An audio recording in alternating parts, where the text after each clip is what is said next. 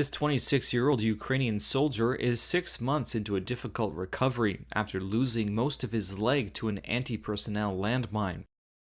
But despite Alexei's injuries, he said Ukraine is right to withdraw from a treaty banning such weapons. At a rehabilitation center for wounded service personnel in Kyiv, he said Russia does not adhere to any conventions, so why should we? Facing challenges in securing new U.S. supplies of artillery and munitions, and not enough new recruits to hold the frontline positions, Kyiv announced its withdrawal from the Ottawa Convention banning anti-personnel landmines on June 29th.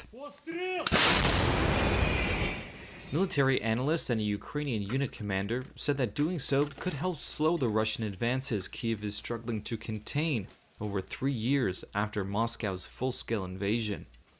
Alexei, who gave only his first name in line with Ukrainian military requirements, said the potential reward of mines stopping Russian advances was worth the risks involved in deploying them. Alexei set off a mine while defending a patch of forest in territory Ukraine held in Russia's Kursk region at the time. He did not say who set the mine. Russia is not party to the treaty, and military analysts, rights groups, and Ukrainian soldiers say it has been using anti-personnel mines widely. Ukraine's defense ministry did not respond to a request for comment on whether it already deploys such munitions, their battlefield usefulness, and criticism of the move. Ukraine widely uses anti-vehicle mines not covered by the treaty. Anti-mine campaigners condemned Ukraine's decision to exit the treaty, following the example of 5 other European nations bordering Russia. The move opens the way to Ukraine increasing the deployment of ammunition that can maim civilians, including children, long after conflict subsides. The director of the international campaign to ban landmines, Tamar Gabalnik, told Reuters that Kyiv's decision would put civilians at risk for years.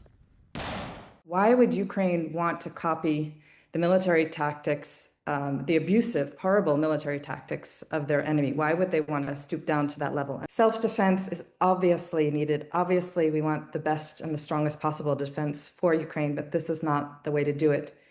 Mines that killed 85% of the victims are civilians is not the way to ensure the safety of Ukrainians. Russia's defense ministry did not respond to a request for comment. Moscow has not confirmed it uses anti-personnel mines in Ukraine. Ukraine, however, said in July 2024 that nearly 300 Ukrainian civilians had been killed and over 1,000 others wounded by Russian mines.